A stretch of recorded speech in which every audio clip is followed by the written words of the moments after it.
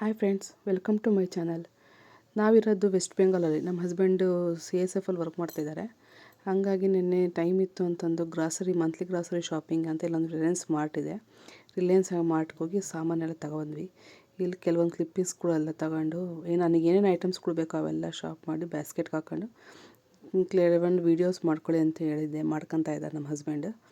ಮಾಡ್ಕೊಂಡು ಎಲ್ಲ ತಗೊಂಡು ಏನೇನು ಐಟಮ್ಗಳು ನಮ್ಗೆ ಇಲ್ಲಿ ಸಿಗುತ್ತೆ ಅಂತ ಐಟಮ್ ತಗೊಂಡು ನಮ್ಮ ಮನೆಯವರೆಲ್ಲ ಬಿಲ್ಲಿಂಗ್ ಮಾಡಿಸಿದ್ರು. ಒಳ್ಳೊಳ್ಳೆ ಆಫರ್ಗಳಿದ್ವು. ಆಫರಲ್ಲಿ ನೋಡಿ ತಗೊಬಂದೆ. ಅಲ್ಲೇ ವರ್ಕರೆಲ್ಲ ಪ್ಯಾಕಿಂಗ್ ಮಾಡಿಕೊಡ್ತಿದ್ದಾರೆ.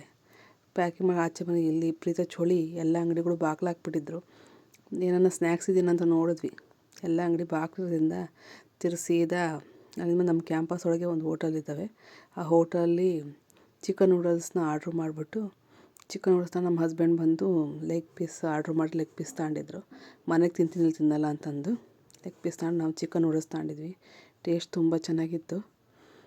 ಮನೆಗೆ ಬಂದಮೇಲೆ ಮಾರ್ನಿಂಗ್ ಆ್ಯಸ್ ಇಟ್ ಯೂಸ್ಯುವಲ್ ಉಪ್ಪಿಟ್ಟು ಮಾಡೋಣ ಅಂದ್ಕೊಂಡು ಉಪ್ಪಿಟ್ಟಿಗೆಲ್ಲ ರೆಡಿ ಮಾಡಿ ಕೆಲವೊಂದು ಗ್ಲಾಸಲ್ಲಿ ರವೆ ತಗೊಂಡು ರವೆ ಹುರಿಯೋಕೆ ಇಟ್ಟಿದ್ದೀನಿ.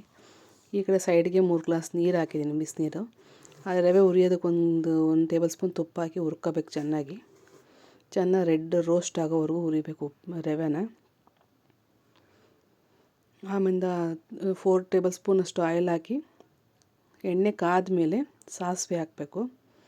ಸಾಸಿವೆ ಎಲ್ಲ ಚಟಪಟ ಅಂದಮೇಲೆ ಕಡಲೆಬೇಳೆ ಮತ್ತು ಕಡಲೆಬೀಜ ಹಾಕಿ ಒಗ್ಗರಣೆಗೆ ಹಾಕಬೇಕು ನಾವು. ಇದು ಸ್ವಲ್ಪ ರೋಸ್ಟ್ ಆಗೋವರೆಗೂ ಮಾಡಿಬಿಟ್ಟು ಕರಿಬೇವಿನ ಸೊಪ್ಪು ಮತ್ತು ಹಸಿಮೆಣ್ಸಿನ್ಕಾಯಿ ಫಸ್ಟ್ ಕಟ್ ಮಾಡ್ಕೊಂಡು ಅದು ಒಗ್ಗರಣೆಗೆ ಹಾಕಬೇಕು. ಅದೊಂದು ಸ್ವಲ್ಪ ರೋಸ್ಟ್ ಆದಮೇಲೆ ಈರುಳ್ಳಿ ಹಾಕಬೇಕು. ರೋಸ್ಟ್ ಮಾಡ್ಕೊಳ್ಳೋಕ್ಕೆ ಎಣ್ಣೆಯೊಳಗೆ ಹಾಕ್ಬಿಟ್ಟು ಚೆನ್ನಾಗಿ ಅದನ್ನು ರೋಸ್ಟ್ ಮಾಡಬೇಕು. ಈರುಳ್ಳಿ ಸ್ವಲ್ಪ ಬೆಂದಿದೆ ಅಂದಾಗ ಅದಕ್ಕೆ ಒಂದು ರುಚಿಗೆ ತಕ್ಕಷ್ಟು ಉಪ್ಪು ಹಾಕಬೇಕು. ನಾನು 1.5 ಟೇಬಲ್ ಸ್ಪೂನ್ ಉಪ್ಪು ಹಾಕಿದ್ದೀನಿ ಇಲ್ಲಿ. ಉಪ್ಪು ಹಾಕಿ ಚೆನ್ನಾಗಿ ಅದು ಫ್ರೈ ಮಾಡ್ಕೋಬೇಕು ನಾವು. ಫ್ರೈ ಆಗ್ತಾಯಿದೆ. ಆಮೇಲೆ 2 ಟೊಮೊಟೊ ಹಚ್ಚಿಟ್ಕೊಂಡು 2 ಟೊಮೊಟೊ ಕೂಡ ಒಗ್ಗರಣೆಗೆ ಹಾಕಬೇಕು. ಟೊಮೊಟೊನೂ ಕೂಡ ಒಗ್ಗರಣೆ ಒಳಗೆ ಚೆನ್ನಾಗಿ ಬೇಯಬೇಕು. ಚೆನ್ನಾಗಿ ಅದನ್ನು ರೋಸ್ಟ್ ಆಗಬೇಕು ಟೊಮೊಟೊ ಒಗ್ಗರಣೆ ಒಳಗೆ.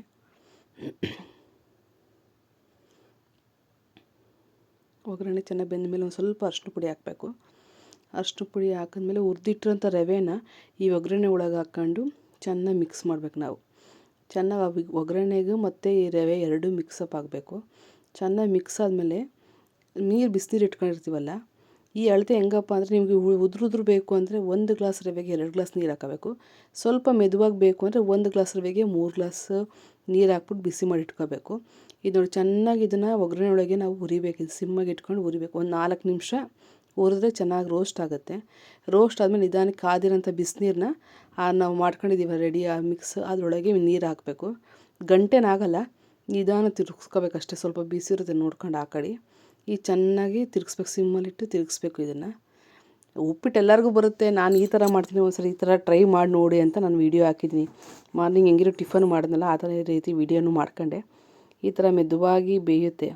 ಬೆಂದಮೇಲೆ ಗಾರ್ನಿಷ್ ಮಾಡಿ 1 ಟೇಬಲ್ ಸ್ಪೂನ್ ತುಪ್ಪ ಹಾಕ್ಕೊಂಡು, ತುಪ್ಪ ಹಾಕೊಂಡು ತಿಂದರೆ ಭಾರಿ ಚೆನ್ನಾಗಿರುತ್ತೆ. ಇವೆಲ್ಲ ತಿಂಡಿ ತಿಂದಾದಮೇಲೆ ನೆನ್ನೆ ತಂದಿರೋ ಗ್ರಾಸರಿ ಐಟಮ್ ಇತ್ತಲ್ಲ, ಅದನ್ನೆಲ್ಲ ಸೆಟ್ ಮಾಡೋಣ ಅಂತ ಬ್ಯಾಗಿಂದ ಎಲ್ಲ ತೆಗೆದೆ.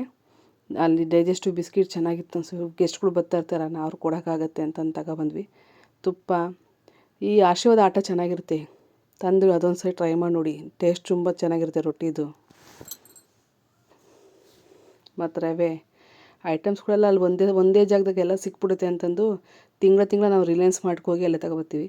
ಮಗ ಯಾವಾಗನ ಪನ್ನೀರ್ ಪರೋಟ ಅವು ಕೇಳ್ತಾ ಇರ್ತಾನೆ. ಹಂಗಾಗಿ ಮೈದಾ ತಗೊಬಂದಿದ್ದೀನಿ. ಹೆಚ್ಚಿಗೆ ಮೈದಾ ಯೂಸ್ ಮಾಡಲ್ಲ. ಅವನಿಗೋಸ್ಕರ ಮೈದಾ ತಗೊಬಂದು ಮ್ಯಾಗಿ ಮಸಾಲ ರೆಸಿಪೀಸ್ಗಳು ನಾನು ಅಪ್ಲೋಡ್ ಮಾಡ್ತೀನಿ ಇದು ಯೂಟ್ಯೂಬ್ ಚಾನಲಲ್ಲಿ. ದಯವಿಟ್ಟು ನಿಮ್ಗೆ ಈ ವಿಡಿಯೋ ಇಷ್ಟ ಆಯಿತು ಅಂದರೆ ಒಂದು ಲೈಕ್ ಮಾಡಿ, ಸಬ್ಸ್ಕ್ರೈಬ್ ಮಾಡಿ ನನ್ನ ಚಾನಲ್ನ, ಶೇರ್ ಮಾಡಿ ವಿಡಿಯೋನ. ನಿಮ್ಮ ಪ್ರೋತ್ಸಾಹ ನಂಗೆ ದಯವಿಟ್ಟು ಇರಲಿ. Thank you. Have a nice day.